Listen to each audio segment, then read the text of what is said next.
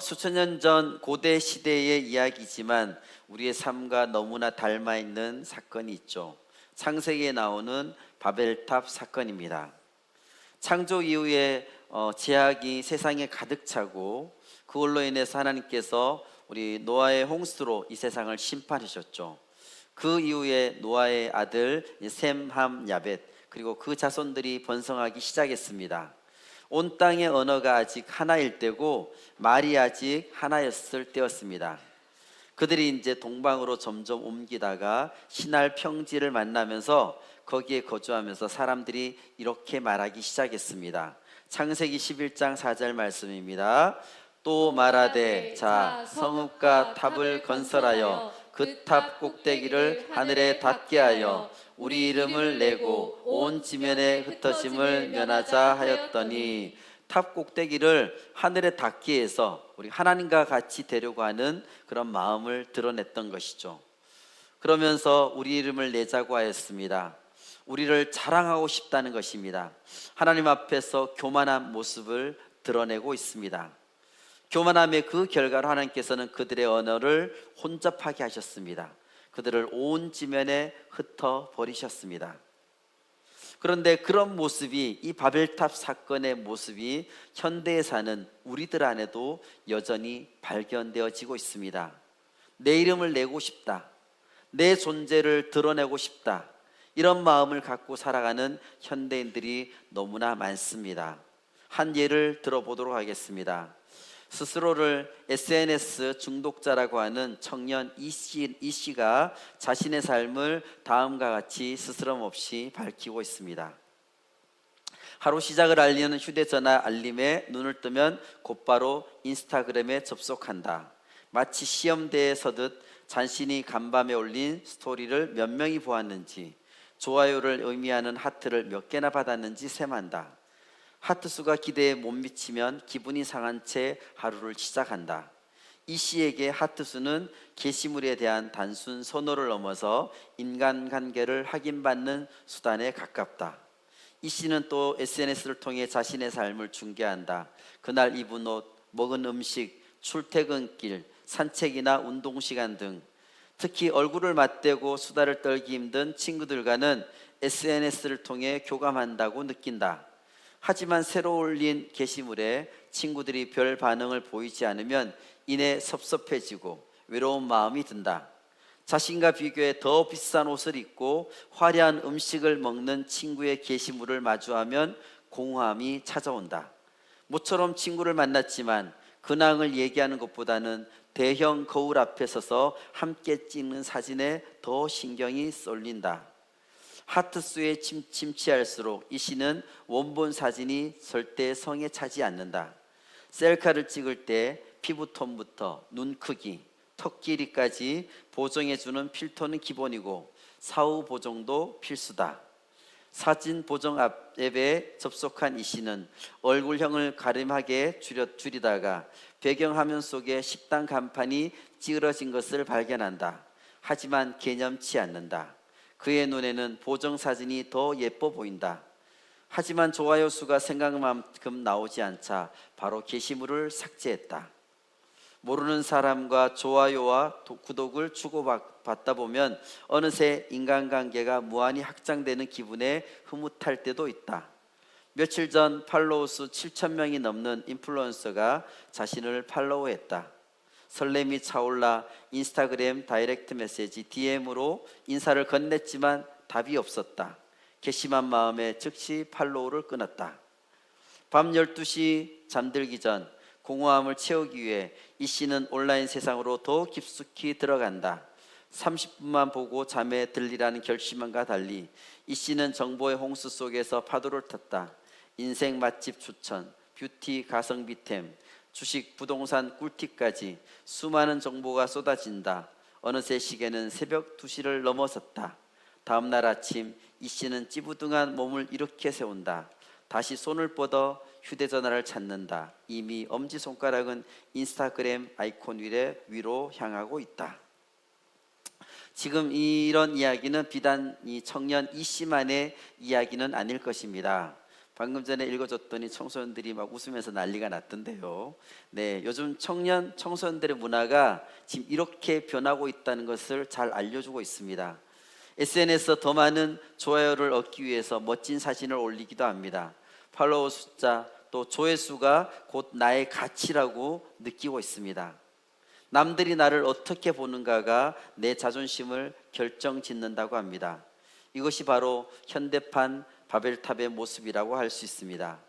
나의 존재를 드러내려는 그 마음, 그것이 바로 바벨탑하고 똑같다고 할 수 있습니다. 그것이 바로 나를 위한 기념비를 세우려는 마음이라고 할 수 있습니다. 바벨탑은 하나님을 위해 쌓은 탑이 절대 아닙니다. 사람들은 분명히 말했습니다. 우리의 이름을 내자. 오늘날에도 우리 안에 이런 기념비들이 있는 것을 볼 수가 있습니다. 스펙이라는 기념비를 쌓고 학벌이라는 기념비를 세우고 팔로워, 좋아요, 숫자라는 기념비를 세웁니다. 돈과 성공이라는 기념비를 세우고 사람들의 인정을 받기 위한 기념비를 세웁니다. 이러한 탑들은 겉으로 봤을 때는 멋있어 보이고 화려하죠. 든든해 보입니다. 하지만 기초가 하나님 위에 세워져 있지 않기 때문에 결국은 마지막에는 무너질 수밖에 없습니다. 나를 위해 쌓아올린 기념비는 결국 무너질 수밖에 없는 것입니다. 무언가 잘 되는 느낌을 받으며 지내지만 결국에는 허물어져 버리는 것을 알게 됩니다. 그래서 우리는 기념비를 하나님 위해서 세워야 될 것입니다. 우리 인생의 주인이신 주님을 위해서 기념비를 세워야지만 든든하게 서 있게 될 것입니다.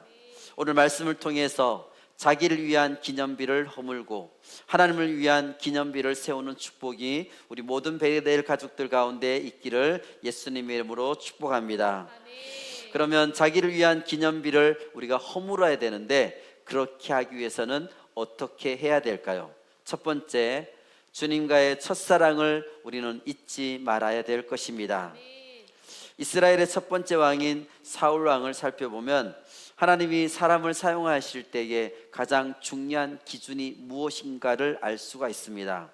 오늘 본문 말씀에는 사무엘이 사울을 질책하는 장면이 나오는데 이 질책은 사울에게 과거를 돌아보라는 것입니다. 17절 말씀을 같이 읽겠습니다. 사무엘이 이르되 왕이 스스로 작게 여길 그때에 이스라엘 지파의 머리가 되지 아니하셨나이까. 여호와께서 왕에게 기름을 부어 이스라엘 왕을 삼으시고. 하나님은 어떤 사울의 스펙을 보고 사울을 세운 것이 아닙니다. 그를 이스라엘의 첫 번째 왕으로 세웠을 때에 그의 잘난 모습을 보고 세운 것이 아닙니다. 그가 스스로 작게 여길 때에, 스스로 보잘것없는 존재라고 여겼을 그때에 하나님께서 그를 택하셨다고 하셨습니다. 스스로 작게 여길 그때에 하나님께서는 사울을 선택하셨습니다. 하나님이 그를 왕으로 세우신 이유는 그가 겸손했기 때문입니다. 그런데 어느 날부턴가 사울이 달라지기 시작했습니다. 자꾸 전쟁에 나가서 이기고 잘 나가다 보니까 그의 마음속에는 하나님 없이도 내가 혼자서 알아서 살아갈 수 있을 것이다, 그런 마음이 들기 시작했습니다. 그때부터 하나님은 사울을 쓰실 수가 없게 된 것입니다. 사울의 이 이야기를 통해서 우리는 깨달아야 될 것이 있습니다. 우리는 하나님께 내가 쓰임받고 있다고 생각하는 그때도 말씀 앞에서 나 자신을 우리는 돌아봐야 될 것입니다. 그래서 사도 바울이 얘기했습니다. 선줄로 생각한 자는 넘어질까 조심하라. 우리는 늘 나 자신을 점검하며 살아야 됩니다.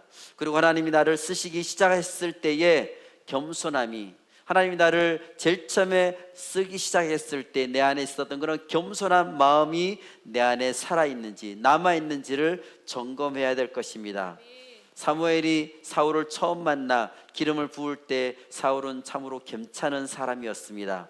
사무엘상 9장 21절 말씀을 같이 읽겠습니다.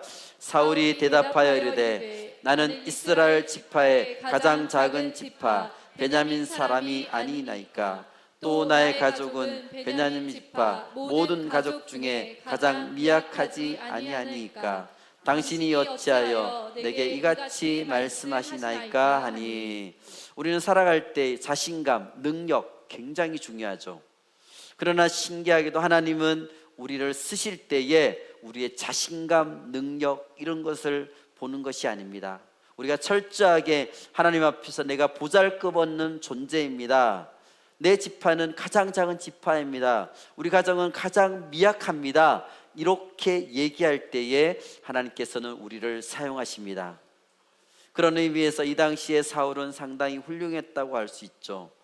그렇지만 사울은 그러한 모습은 금방 버리고 금방 타락해버리는 모습을 볼 수가 있습니다. 사무엘상 15장에서 하나님이 아말렉과의 전쟁에서 승리한 사울을 버렸습니다. 하나님이 우리를 버리신 때는 우리가 돈이 없거나 능력이 없을 때가 아니라는 것입니다. 패배했을 때도 아닙니다. 하나님 우리가 가장 잘 나갈 때에, 그럴 때에 우리가 가장 위험하다는 것입니다. 사실은 너무 잘 나가서 우리가 하나님을 버릴 수 있다는 것입니다. 하나님을 버리면 결국 하나님은 우리를 쓰실 수가 없다는 것이죠. 사울이 그랬던 것이죠. 전쟁의 승리에 도취되어서 하나님을 떠나기 때문에 하나님도 그를 더 이상 쓸 수가 없다는 것입니다. 인생에서 전성기를 맞이해서 모든 것이 잘 풀리고 이제 하나님의 인도가 필요 없고 내가 알아서 다 할 수 있다고 생각하는 그 순간, 그동안 누렸던 하나님의 복은 물거품이 될 수가 있습니다. 그 전에 내가 믿음이 좋았던 것이 아무 소용이 없어집니다. 하나님이 우리를 떠나시기 때문입니다. 사실 하나님은 먼저 우리를 절대 떠나시지 않습니다. 우리가 하나님을 떠나고 버리기 때문에 하나님 우리를 그대로 놓아두시는 것이죠. 사울은 처음에 부르셨던 그 부르심을 놓쳐버렸습니다. 주님 앞에 겸손함으로 나아갔던 그 모습을 잃어버린 것입니다. 주님 앞에 가졌던 처음 마음, 주님과의 첫사랑을 잃어버리고 놓쳐버리고 만 것입니다. 주님과의 첫사랑을 놓쳐버린 결과 어떻게 되었을까요? 10절에서 12절 말씀을 같이 읽겠습니다. 여호와의 말씀이 사무엘에게 임하니라. 이르시되 내가 사울을 왕으로 세운 것을 후회하노니 그가 돌이켜서 나를 따르지 아니하며 내 명령을 행하지 아니하였음이라 하신지라. 사무엘이 근심하여 온 밤을 여호와께 부르짖으니라.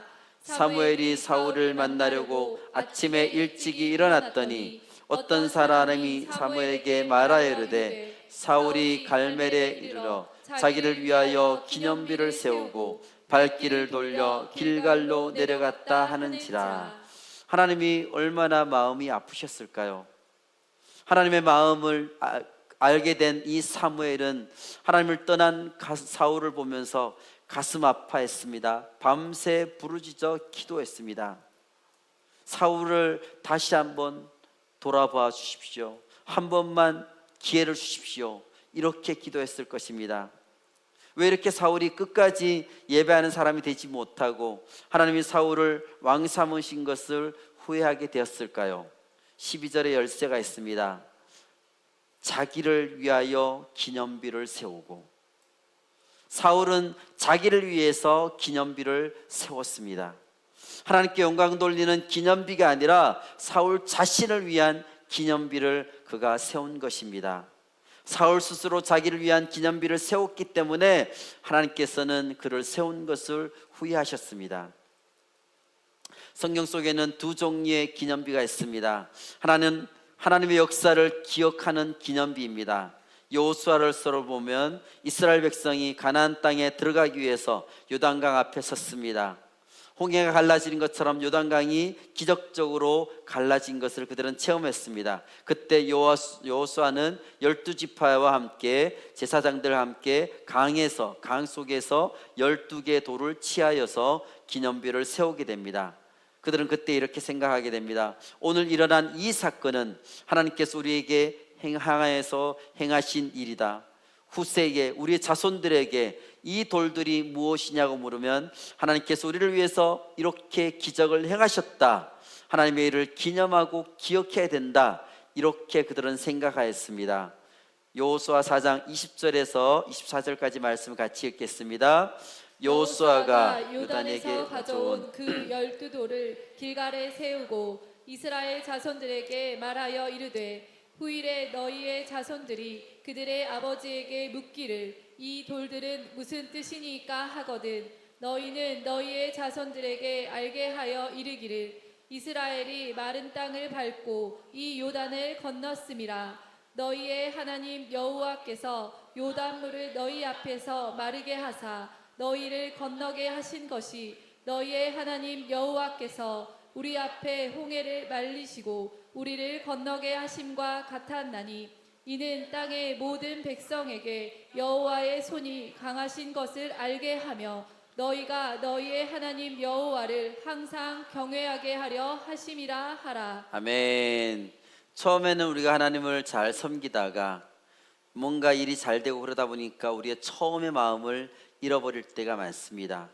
그래서 어떤 사람들에게는 성공하는 것이 복이 아니라 독이 될 수가 있습니다. 자기를 해치게 된 것이죠.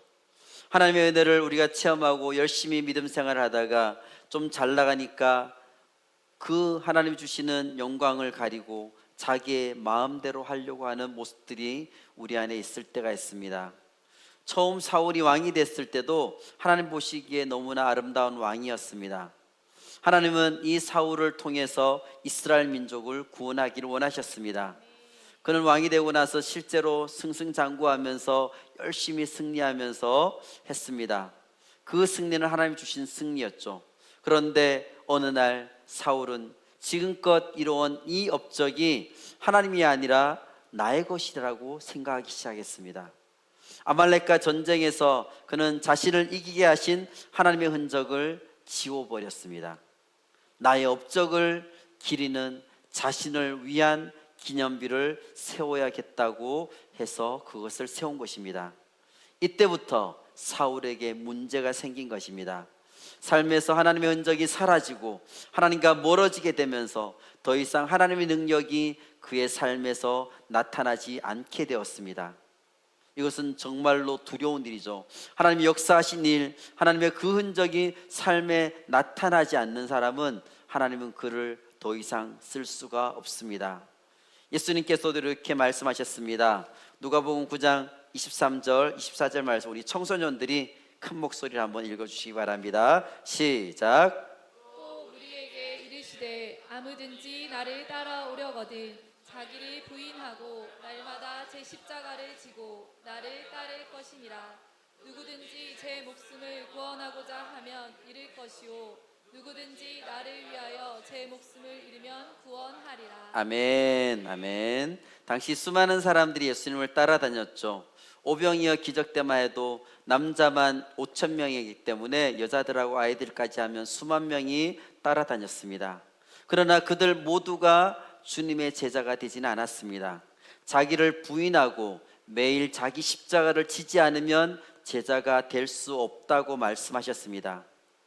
예수님의 기적을 체험하고 그것을 그 자리에서 바로 본 사람들이 예수님의 능력을 말씀을 듣기 위해서 따라다녔지만 실제로 그 중에서 자기를 부인하고 자기 십자가를 지고 따른 사람은 아주 극소수였습니다. 자기를 부인하는 게 아니라 예수님을 따르면 뭔가 이득이 있을까 하고 그들은 예수님을 따라다녔는데 예수님을 따르다가 뭔가 손해를 보게 되면 절대 나는 안 따라다닐 것이다, 이렇게 생각했던 사람들이 대다수였습니다. 다시 말해서 내 생각을 내려놓고 예수님 말씀대로 살아가며 예수님을 따르는 길에 내가 어떤 해를 당해도 고난이 있더라도 따르겠다, 이런 사람들은 많지 않다는 것입니다. 하나님의 역사는 우리가 하나님의 뜻대로 살아가려고 결심할 때부터 일어나게 됩니다. 그래서 예배 때 중요한 것은 우리가 은혜 받는 것이 핵심이 아닙니다. 은혜 받는 것이 핵심이 아니라 우리가 결단하고 헌신하는 것이 예배의 바로 가장 핵심이 되는 것입니다. 내가 개인적으로 예배하고 기도하고 말씀 묵상 큐티하고 성경 통독할 때도 마찬가지입니다. 내가 이 말씀에 너무너무 은혜가 됐다, 이런 것이 중요한 것이 아니라 내가 이렇게 살아야겠다, 이 말씀대로 내가 살아야겠다 결단하고 헌신하고 그 말씀을 붙들고 살아가는 것이 가장 중요하다는 것입니다. 설교 때도 계속 우리가 말씀을 들을 때마다 내가 이렇게 살아야겠다 결단하고 실제로 우리 삶 속에 그렇게 일주일 동안 살아보는 것입니다. 일주일 동안 내가 살아보고 다시 와서 내가 예배를 드리면 우리는 은혜를 안 받을 수가 없다는 것이죠. 우리가 교회에서도 각자가 여러 가지 봉사하고 헌신하는 것들이 너무나 중요합니다. 그런데 이 봉사하는 것들 속에서 내 생각, 내 마음, 내 이름이 드러나기 시작하면 안 된다는 것입니다. 순수한 섬김의 모습으로 내가 그 자리에 있어야 되는 거지, 나의 기념비를 그 위에다가 세우기 시작한다면 하나님께서 우리를 통해 역사하실 수가 없습니다. 봉사를 통해서 내가 드러나게 된다면 하나님은 그것을 절대 기뻐하지 않으십니다. 우리가 하나님 앞에서 우리의 기념비를 세우는 것이 하나님께서 원하시는 일일 수가 절대 없습니다. 끝까지 하나님의 흔적만 남도록 나의 자신을 없애고 주님만이 나타날 수 있도록 해야 되는 것입니다. 우리가 하나님 앞에 우리의 하나님의 도구로 쓰임받는다고 할 때에 끊임없이 생각해야 될 것이 있습니다. 좋은 일, 위대한 일 하는 것도 중요하지만 끝까지 내 자신을 버리고 하나님만이 영광 받으실 수 있도록 하는 것이 가장 중요하다는 것입니다. 우리가 잘못되기 시작했을 때 내가 이런 말도 우리가 자꾸 많이 시작하기 됩니다. 하나님 앞에 처음 섰을 때에 뜨거운 열정이 사라지면서 자꾸 나의 말이 많아지게 됩니다. 하나님 앞에 겸손함으로 나아가면서 하나님의 말씀을 듣던 그 첫사랑을 잃어버리게 되면서 나 자신이 자꾸 드러나게 된다는 것입니다. 주님을 인격적으로 만났을 때 우리의 첫사랑, 그 첫마음을 우리는 잊어버려서는 안 될 것입니다. 주님 앞에 순수하게 나아가고 겸손하게 나아갔던 그 첫사랑의 마음을 잊지 않도록 해야 될 것입니다. 자기를 위한 기념비를 세우지 않기 위해서 주님과의 첫사랑을 잊지 않은 우리 모든 베델 가족들 되시기를 예수님의 이름으로 축복합니다. 자기를 위한 기념비를 허물기 위해서 우리는 어떻게 해야 될까요? 첫 번째는 주님과의 첫사랑을 잊지 말아야 된다고 했습니다. 두 번째는 무엇입니까? 하나님의 말씀만을 따라가야 합니다. 18절 19절 말씀을 읽겠습니다.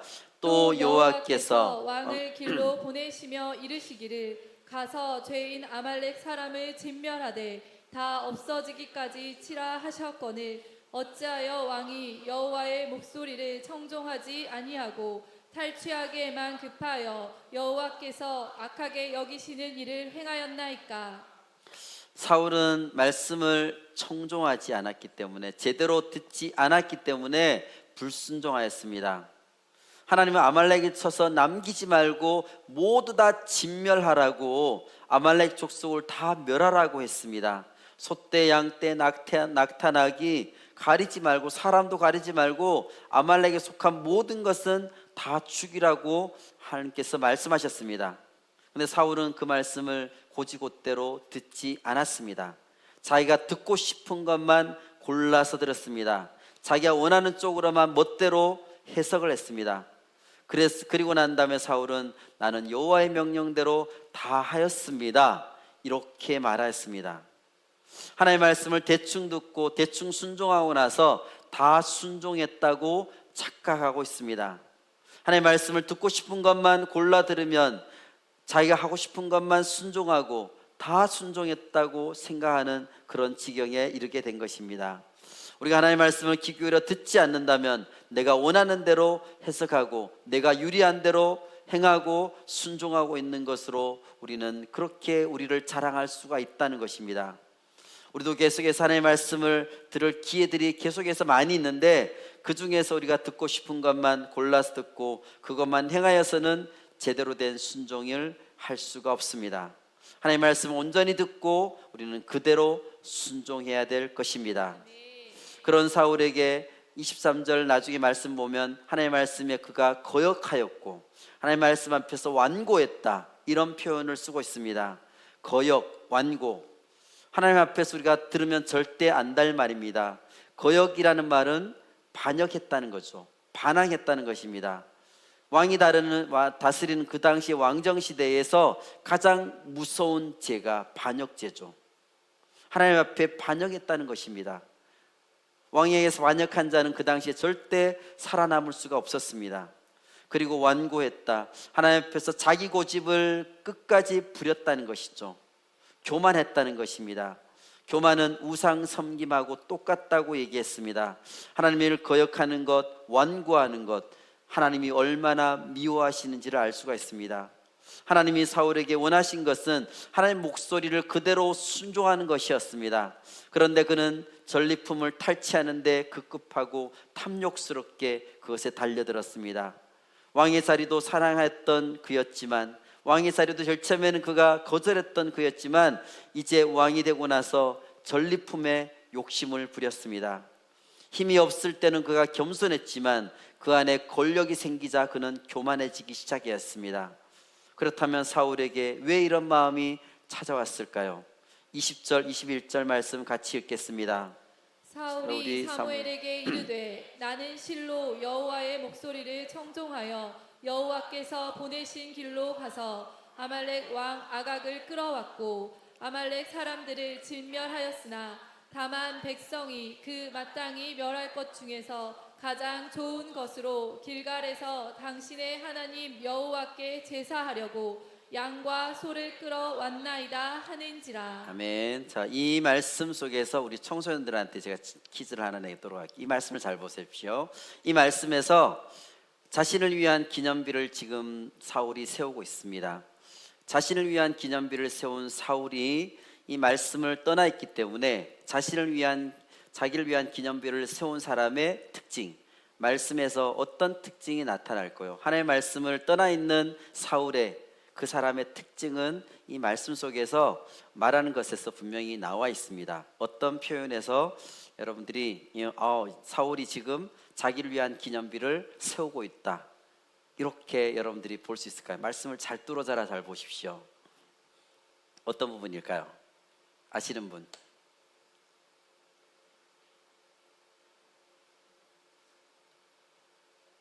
어떤 말씀일까요? 청소년들? 모르시겠나요? 기회를 상을 드릴 기회를 주려고 하는데 도저히 못 찾겠어요. 하나님을 떠난 사람의 표현들이 있어요. 하나님을 떠난 사람의 표현. 못 찾습니까? 네, 그럼 우리 청년들한테 넘어가야 되겠네요.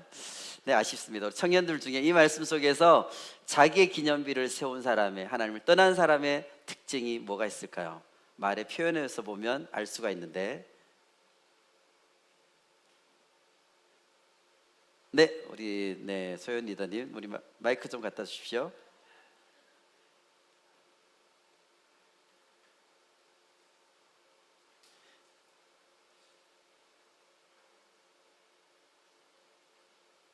당신의 하나님 여호와. 네, 당신의 하나님 여호와. 네, 당신의 하나님 여호와입니다. 네, 여기서 우리가 그 전에는 나의 하나님, 자기 하나님이라고 분명히 얘기했지만 이제는 나의 하나님이 아닙니다. 당신의 하나님 여호와라고 분명히 이렇게 사울이 표현하기 시작했습니다. 하나님을 떠난 사람, 나의 기념비를 세운 사람의 특징은 나의 하나님이 아니라 하나님과의 관계가 무너져 버린 것입니다. 나의 하나님이 아니라 남의 하나님이 된 것이죠. 하나님과의 관계가 깨어져 버린 것입니다. 우리도 마찬가지죠. 우리가 돈이나 성공이나 명예, 또 어떤 것들에 우리가 집착하고 있다면 결국 그것 때문에 하나님과 관계가 깨어져 버린 것입니다. 하나님이 공급해 주신 것을 내가 잊어버리고 자꾸 내가 뭔가 붙잡으려고, 내가 뭔가 자꾸 가지려고 하는 것에 눈을 돌릴 수밖에 없습니다. 우리가 많이 가지면 풍요로워질까라고 사람들이 생각하죠. 이것을 가져야만 풍요로워진다. 그러나 그것은 착각일 수밖에 없습니다. 왜냐하면 하나님 없이 우리가 뭔가를 많이 가지게 되면 우리 삶은 절대 풍요로울 수가 없습니다. 하나님 없이 행하는 어떤 것들도 우리 삶을 절대로 풍요롭게 해줄 수는 없습니다. 이것을 다 경험해 본 솔로몬이 이렇게 전도자로서 얘기했죠. 헛되고 헛되니 헛되고 헛되다. 하나님 안에서 살아갈 때만이 진정한 풍요로움을 우리가 맛볼 수가 있습니다. 많이 가진다고 해서 절대 행복한 것이 아니라는 것입니다. 하나님이 우리에게 누릴 수 있는 환경을 주셨기 때문에 우리는 누릴 수 있다는 것이죠. 또한 사울은 이제 여기서 또 보면 또 한 가지가 뭐냐면 다만 백성이 제사하려고 양과 소를 끌어왔다, 이렇게 표현했습니다. 하나님을 떠난 사람의 특징이 뭐냐면 내가 잘못 없다는 것이죠. 백성들이 잘못했다는 것입니다. 내가 잘못한 것이 아니라 하나님 앞에 떠난 사람은, 하나님을 떠난 사람은 다른 사람에게 핑계를 댑니다. 하나님을 위한 일이라고 둘러대면서 핑계대고 있죠. 하나님 말씀대로 그대로 따라가야 되는데 하나님 말씀대로 따라가지 않았기 때문에 무엇이든 자꾸 핑계를 대고 핑계를 대기에 급급한 모습을 볼 수가 있습니다. 하나님 말씀을 거역하게 되고 교만함이 그를 삼켜버린 것이죠. 자기를 위한 기념비를 허물기 위해서 나 자신을 버리고 우리는 하나님 말씀만을 따라가야 될 것입니다. 하나님 말씀대로 행하지 않는다면 결국 우리는 교만함으로 죄를 지을 수밖에 없게 된다는 것입니다. 하나님 말씀대로 행하면서 하나님 말씀만을 그대로 따라감으로 말씀 순종으로 인한 축복을 온전히 누리는 우리 모든 베델 가족들 되시기를 예수님의 이름으로 축복합니다. 아멘. 자기를 위한 기념비를 우리가 허물어 버리기 위해서 우리는 어떻게 되느냐? 첫 번째는 주님과의 첫사랑을 잊지 말아야 된다 그랬죠. 두 번째는 하나님의 말씀만을 따라가야 된다고 했습니다. 마지막 세 번째는 무엇일까요? 끝까지 순종해야 합니다. 아멘. 순종은 스스로 작게 여기는 사람이 할 수 있는 것입니다. 사울이 스스로를 작은 자라고 여겼을 때는 하나님은 그의 겸손함을 보고 그를 사용했습니다. 그러나 사울이 자신을 크게 여기고 자기를 위한 기념비를 세우고 그랬을 때에 하나님은 그를 쓰실 수가 없습니다. 왜 하나님이 악하게 여기는 것을 일을 했느냐고 묻는 사무엘에게 사울이 뭐라고 대답을 하고 있습니까? 20절 말씀을 세 번역으로 같이 읽도록 하겠습니다. 나는 주님께 순종하였습니다. 주님께서 보내시는 대로 전쟁터에 나아갔고 아말렉 왕 아각도 잡아왔고 아말렉 사람도 진멸하였습니다. 사울은 지금 얘기하고 있죠. 자기가 순종했다고. 어느 정도 순종하긴 했습니다. 아말렉을 쳤죠. 그렇지만 반밖에 순종하지 않은 것입니다. 그는 모든 아말렉 족속을 다 진멸하라 이렇게 얘기했지만 부분적으로 순종하고 결국은 불순종한 것이죠. 하나님께 드려야 될 영광을 그가 자신이 취한 것입니다. 왜 그랬을까요? 이것이 그 당시에 이제 이방 왕들의 어떤 전형적인 문화라고 할 수 있습니다. 그 당시 어떤 문화, 트렌드에 되게 민감했다는 것이죠. 당시에 한 나라의 왕이 전쟁에서 승리한 다음에 기념비를 세우는 것이 보편적인 문화였습니다. 아각 왕을 잡아온 것도 이제 패장국의 왕을 포로로 잡아서 조롱하는 것이 그 당시의 문화였기 때문이었습니다. 즉 사울은 당시 하나님을 믿지 않는 이방 나라들처럼 해보고 싶었던 것입니다. 그리고 그것이 그 당시에 이스라엘 백성들이 원했던 왕의 모습이었습니다. 백성들이 왕을 세워달라고 했을 때에 그들이 사무엘에게 반복적으로 했던 표현이 모든 이방 나라들처럼 우리도 그렇게 해달라는 것이죠. 다른 나라들처럼 우리도 그렇게 왕을 세워달라는 것이죠. 사무엘에게 이스라엘 백성들이 모든 이방 나라들처럼 우리에게 그렇게 왕을 세워달라고, 왕이 우리를 다스려 달라고 요구했던 것입니다. 지금 사울은 이러한 백성들의 그런 기대치에 미치는 행동을 하고 있는 것이죠. 이방 나라들처럼 그 나라들 하는 것처럼 기념비도 세우고 왕을, 그 패장국의 왕을 데리고 와서 조롱하고 그렇게 똑같이 따라하고 있습니다.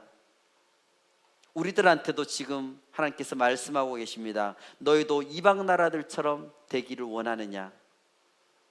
우리 그리스도인들이 받는 유혹이 바로 그것입니다. 모든 나라들처럼, 다른 나라들 하는 것처럼 너희도 똑같이 해보고 싶은가?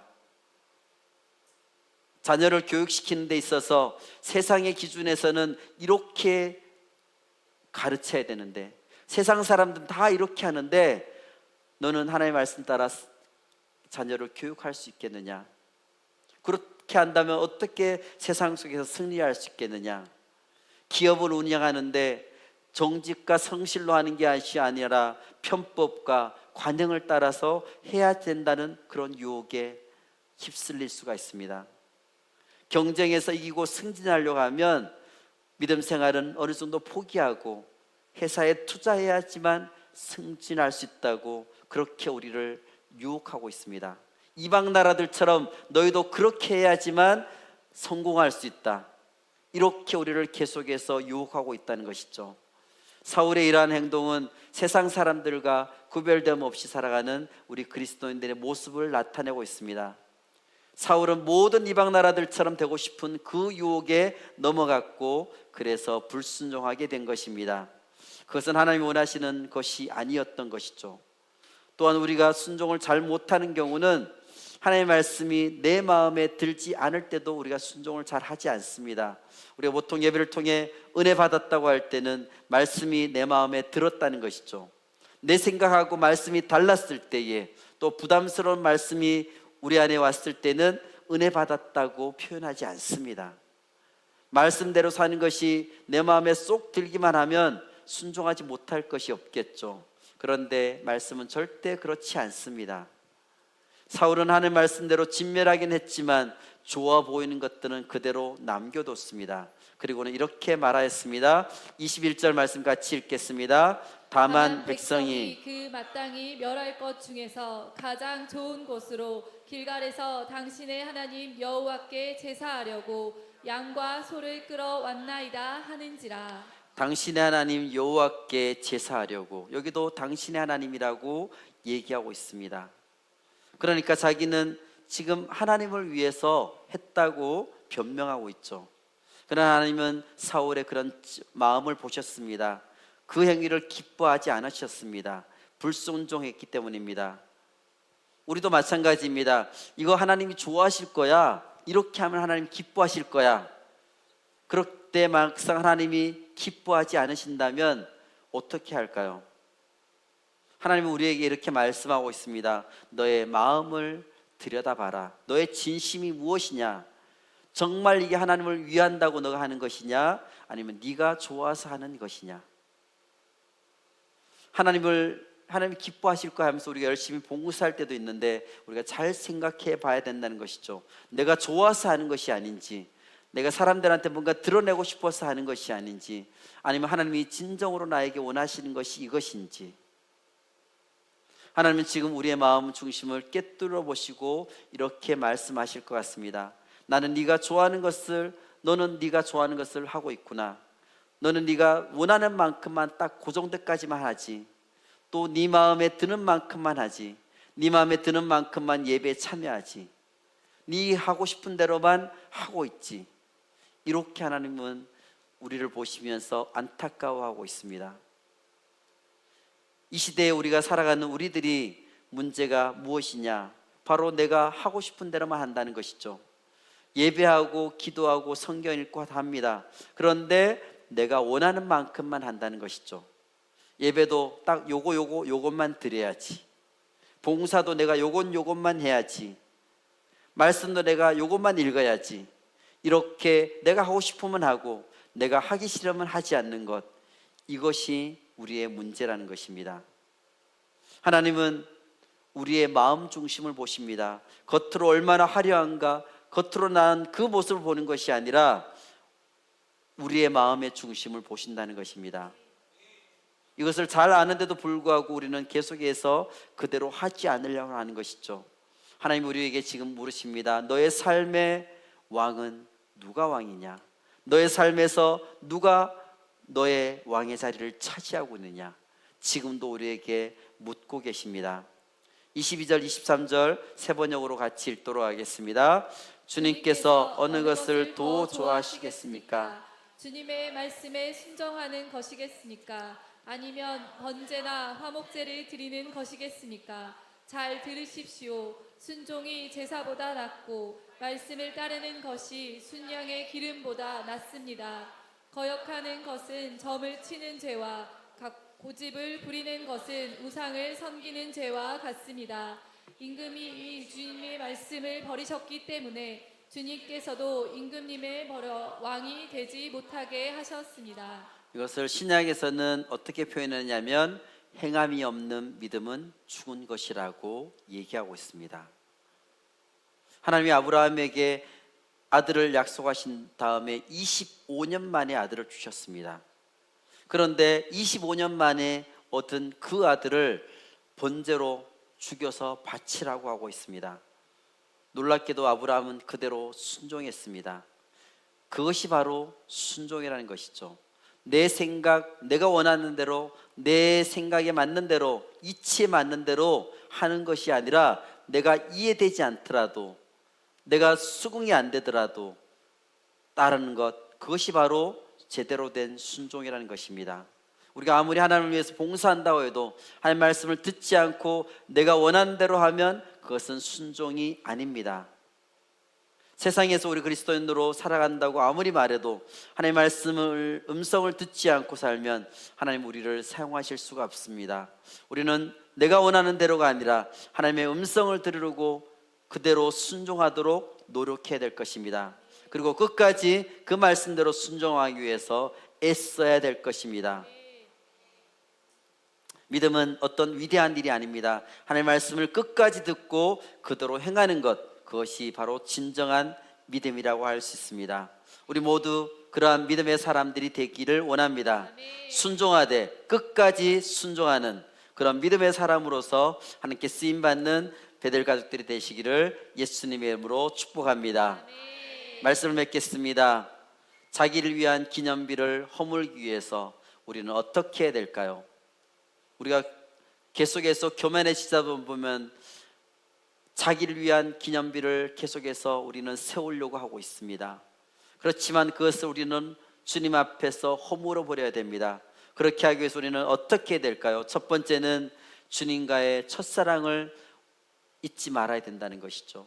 주님과의 첫사랑을 잊지 말고 주님이 나를 사랑했던 그 사랑의 모습으로 다시 돌아가고 그때로 돌아가서 주님과의 깊은 만남, 주님과의 첫사랑을 잊지 말고 그 사랑 가운데서 우리는 거해야 된다는 것입니다.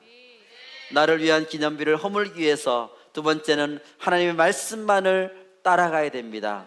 하나님의 말씀만을 따라가고 다른 생각이나 다른 판단이나 다른 사람들의 그 가르침에 따라서 따라가면 안 되고 오직 하나님의 말씀만을 따라가야 된다는 것입니다. 세 번째는 주님 주신 말씀에 끝까지 순종해야 됩니다. 반만 순종하고 나서 순종했다고 얘기하면 안 됩니다. 우리는 끝까지 주님 말씀을 따라서 끝까지 순종했을 때에 나를 위한 기념비를 우리는 온전히 허물 수가 있을 것입니다. 바벨탑 사건에서 하나님은 그들의 언어를 혼잡하게 하셨죠. 사람들은 서로 말이 통하지 않았고 결국 탑을 쌓는 계획을 그들은 멈출 수밖에 없었습니다.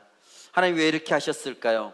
그들을 미워해서 그런 것이 아닙니다. 그들을 사랑하시기 때문에 그 탑을 허무신 것입니다. 자기를 높이는 길, 자기를 위한 기념탑, 기념비, 이거를 세우게 된다면 결국 공허함으로 끝날 수밖에 없습니다. 자기를 위한 기념비를 세우게 된다면 우리는 결국 망할 수밖에 없는 것입니다. 어떤 청년이 창업에 도전했다가 크게 실패를 했습니다. 처음에는 너무너무 자존심이 상하고 낙심이 됐습니다. 그렇지만 시간이 흐른 뒤에 깨달았습니다. 그때 하나님이 나의 교만을 무너뜨리셨구나. 내 힘이 아니라 주님의 은혜로만 살 수 있다는 것을 알게 하셨구나.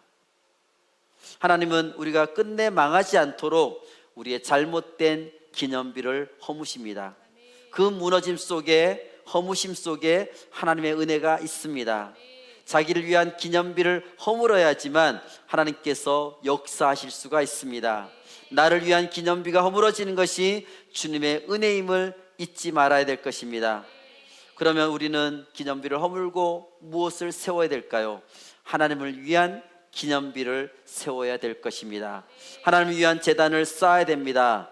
아브라함은 가는 곳곳마다 제단을 쌓았습니다. 그는 자기 이름을 드러내지 않고 하나님께 예배하는 삶을 살았습니다.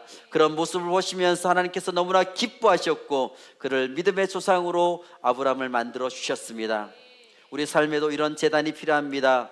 주일 예배뿐만이 아니라 우리 학교에서 공부할 때도, 직장에서 일할 때도, 가정에 있을 때도, 심지어 혼자 있을 때도 하나님을 예배하는 그런 제단을 우리는 쌓아야 될 것입니다. 우리 안에 어떤 기념비가 있을까요? 내 안에 있는 세워진 기념비가 무엇일까요? 나는 성공해야 돼, 이런 기념비가 있을까요? 나는 인정받아야 돼, 이런 기념비가 내 안에 세워져 있을까요? 나는 남들보다 더 앞서가야 돼, 이런 기념비가 우리 안에 있을까요? 이것들보다 더 소중한 것, 이것들보다 하나님이 더 소중하다면, 하나님보다 이것들을 만약에 우리가 더 소중하게 여긴다면 우리는 우리 안에 바벨탑을 쌓고 있는 것입니다.